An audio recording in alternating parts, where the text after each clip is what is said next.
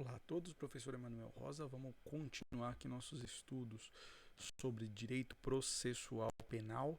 Na última aula a gente tratou a respeito dos ritos, falamos do procedimento ordinário, do procedimento sumário, do procedimento sumaríssimo e terminei lá alertando vocês para que fiquem espertos a respeito da previsão do artigo 28A do Código de Processo Penal, o acordo de não persecução penal, porque é um instituto que vem a impactar diretamente em toda essa discussão que a gente fez a respeito de ritos processuais. Foi incluído lá pelo pacote anticrime, Lei 13.964 de 2019, e ao contrário do que alguns pensam e do que muitos podem ser induzidos a pensar, ele não tem nada a ver com a repressão a crimes de organização criminosa, ou crimes de maior vulto, como fez crer toda a discussão a respeito do pacote anticrime. Muito pelo contrário, ele é um instituto que altera muito da dinâmica do processo penal brasileiro. A gente aprende quando vai tratar do processo penal na base principiológica a respeito do princípio da indisponibilidade do processo penal nos casos de ação penal pública incondicionada. Nos casos de ação penal pública, o Ministério Público ele não tem disponibilidade de deixar ou não de promover a ação penal, ele tem obrigação de ofício de promover. É isso que nós aprendíamos no estudo do princípio da indisponibilidade da ação penal pública. Esse princípio da indisponibilidade da ação penal pública, ele veio sofrendo mitigações na legislação, em consonância a outros institutos que acabaram sendo importados do direito estrangeiro, a exemplo do que acontece no caso de transação penal. Mas ainda não havia uma disponibilidade ampla ao titular da ação para negociar sobre o conteúdo desse expediente despenalizador. E aqui também a gente não trata de um procedimento despenalizador propriamente dito. O que o acordo de não persecução penal acaba estabelecendo é uma possibilidade de você deixar o processo, mediante acordo entre os sujeitos processuais, tá? E já passar direto à fase de execução da pena. Olha que negócio interessante, quando a gente pensa em todo o arcabouço constitucional da ampla defesa, do contraditório, nós estamos aqui diante de um instituto que no processo penal ele pula a fase do processo, da fase de instrução, da fase de julgamento e toda aquela discussão a respeito todo aquele procedimento dialógico entre acusação e defesa, e se resolve tudo neste acordo de não persecução. E diz lá o artigo 28A, não sendo caso de arquivamento e tendo o investigado confessado formal e circunstancialmente a prática da infração penal sem violência ou grave ameaça e com pena mínima inferior a 4 anos, o Ministério Público pode propor acordo de não persecução penal, desde que necessário e suficiente para reprovação e prevenção do crime, mediante as seguintes condições ajustadas cumulativamente e alternativamente. Então aqui a gente tem algumas hipóteses, a gente pode extrair do artigo 28A as hipóteses de cabimento do acordo de não persecução penal. E aqui já vem a primeira pegadinha, para quem está muito ligado naquele negócio do crime, para quem está muito ligado na proximidade que esse instituto pode ter com a denunciação premiada, com a delação premiada, prevista em outros institutos, em outros diplomas. Aqui você não tem que fornecer informação nenhuma a respeito de coautores ou partícipes, nada disso.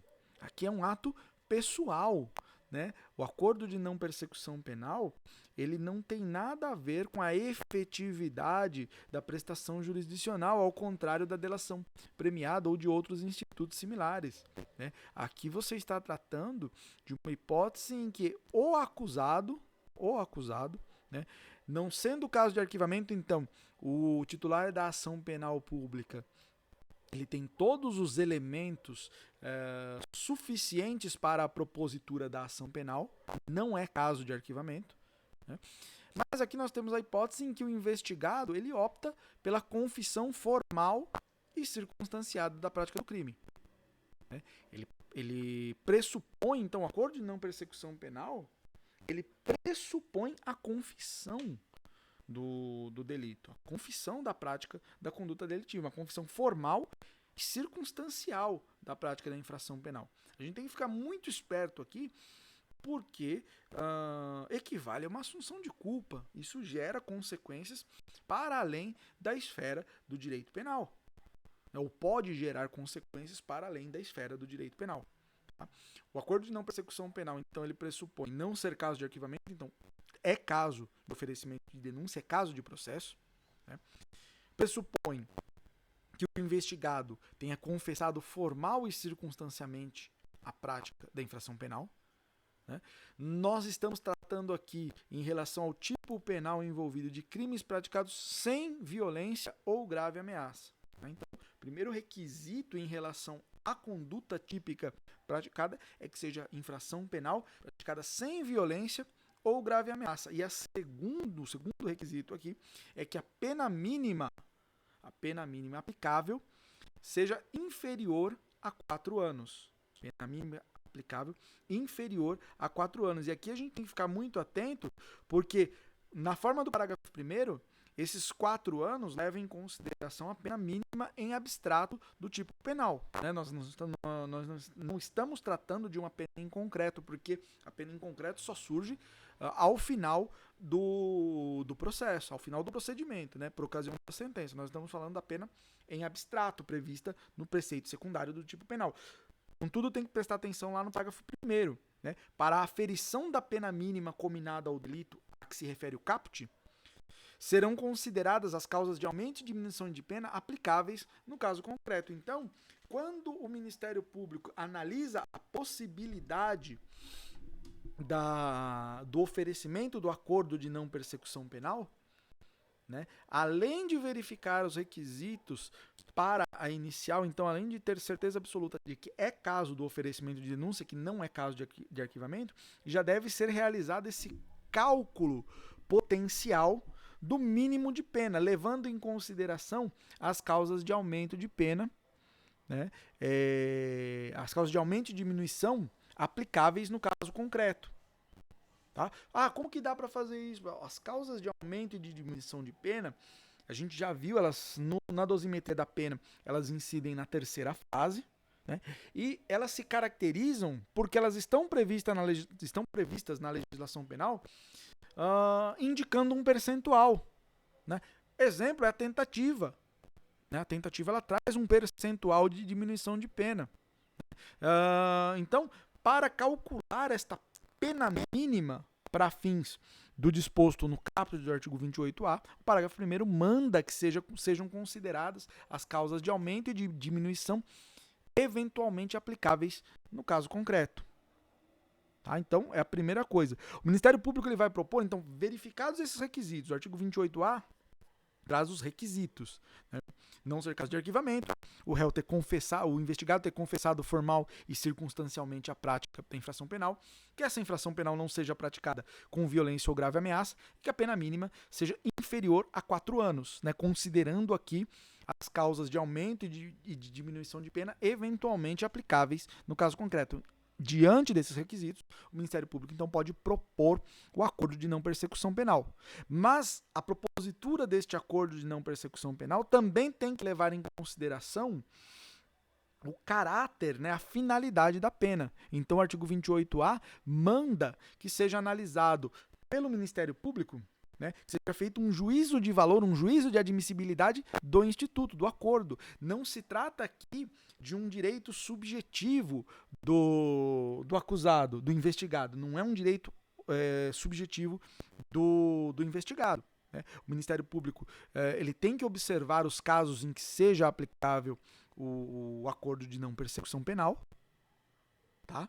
Mas ele tem que levar em consideração também, tem que fazer esse juízo de valor a respeito da necessidade e suficiência da medida para os fins de reprovação e prevenção do crime. Né? Então, vale dizer que o acordo de não persecução penal, o oferecimento ou não oferecimento do acordo de não persecução penal deve ser considerado e motivado pelo titular da ação penal. O Ministério Público, quando deixa de oferecer o acordo de não persecução penal, ele tem que indicar os motivos para o não oferecimento. Até porque a gente tem que considerar a hipótese do parágrafo 14, né, do artigo 28A. No caso de recusa por parte do Ministério Público em propor o acordo de não persecução penal, o investigado poderá requerer a remessa dos autos a órgão superior na forma do artigo 28 deste código, do Código de Processo Penal.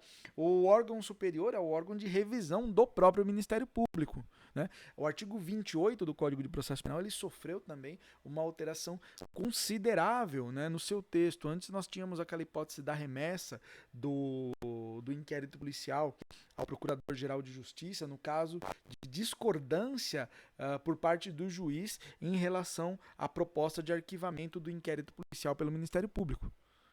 Hoje nós não temos mais essa figura.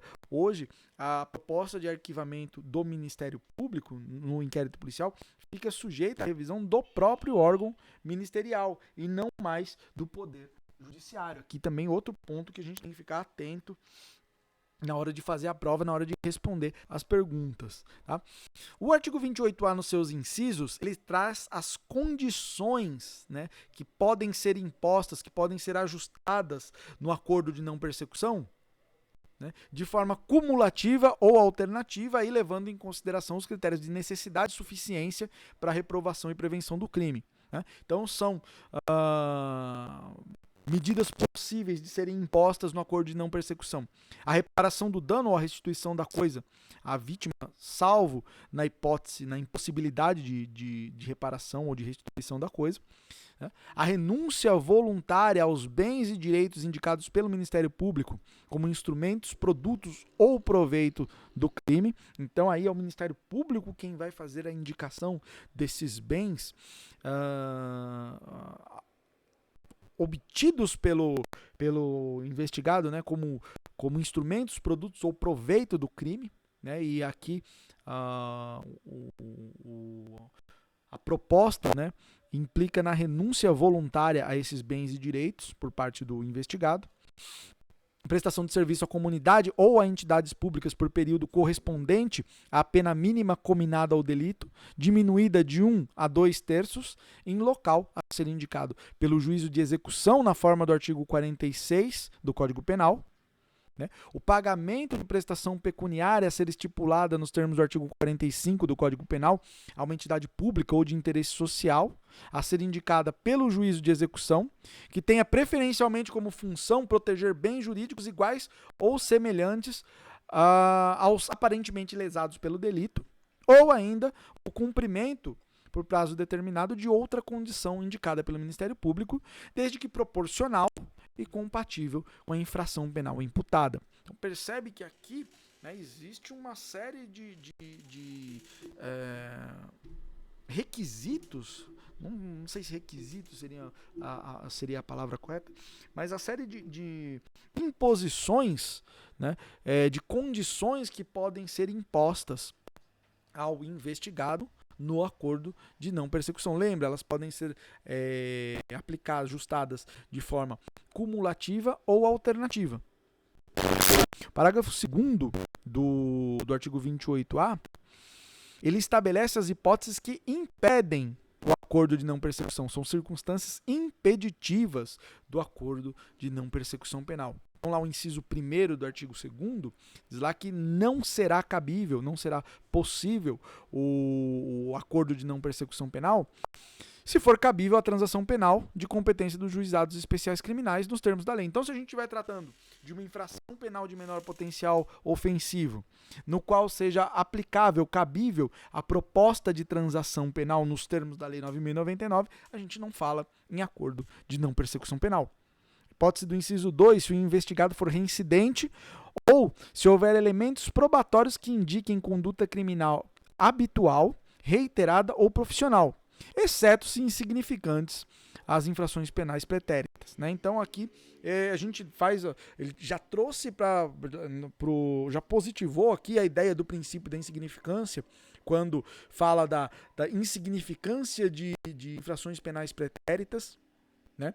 Para afastar isso como causa impeditiva do acordo de não persecução. Mas se estivermos diante de casos de reincidência, né, ou de elementos indicativos de conduta habitual, reiterada ou profissional, né, na vida criminosa, seria uma hipótese de vedação ao acordo de não persecução penal. Inciso 3, né, ele veda o acordo de não persecução penal na hipótese de ter sido agente beneficiado nos últimos 5 anos, né, ao cometimento da infração por outro acordo de não persecução penal, por transação penal ou por suspensão condicional do processo.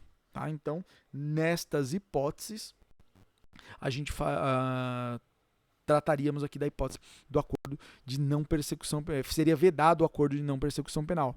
Tá? O inciso 4 é vedado o acordo nos crimes praticados no âmbito de violência doméstica ou familiar, ou praticados contra a mulher por razão da condição do sexo feminino em favor do agressor. Né? Isso aqui é previsão decorrente da sistemática da Lei Maria da Penha. Né? Eu tenho lá na Lei Maria da Penha diversas hipóteses de violência contra a mulher, né? Não apenas violência doméstica, também a gente tem a violência de gênero, a violência praticada contra a mulher, independente da relação de coabitação, da relação doméstica, né? E nós temos ali crimes que são praticados sem violência, né? Olha que sem violência ou grave ameaça. Sem violência física ou grave ameaça, existe a possibilidade. Então, nessas hipóteses, que em princípio seria possível enquadrar a aplicação do acordo de não persecução penal, o inciso 4º, ele afasta de forma peremptória a possibilidade da aplicação. Parágrafo 3º, ele estabelece que o acordo de não persecução será formalizado por escrito, então ele tem forma, né? Ele tem que ser formalizado por escrito e firmado entre o membro do Ministério Público, o investigado e seu defensor. Né? Este acordo ele pode ser, pode não, né? pelo próprio significado da palavra, né? Do acordo, né? A gente remete à ideia de concordância, né? Do acordo de vontades, né? A harmonia das vontades entre as partes. Então, o acordo é firmado entre o Ministério Público, o investigado e o seu defensor. Tá? E depois de firmado esse acordo, ele é conduzido para a homologação do juiz. É um ato complexo, ele depende da participação das partes no processo, né? Da acusação e da defesa. O investigado sempre acompanhado do seu defensor, mas depende de homologação judicial. Né? O parágrafo 5º, o parágrafo 4º estabelece que para a homologação do acordo de não persecução tem que ser realizada uma audiência em que o juiz vai verificar a voluntariedade do acordo, né, por parte do investigado. Se o investigado está aceitando aquilo de forma voluntária, então o investigado ele é ouvido nesta audiência, na presença do seu defensor, para certificar-se o juízo da voluntariedade da manifestação de vontade do investigado no acordo de não persecução penal. E também será analisada a legalidade deste acordo, né? Se ele atende, observa os pressupostos legais de aplicação desse instituto.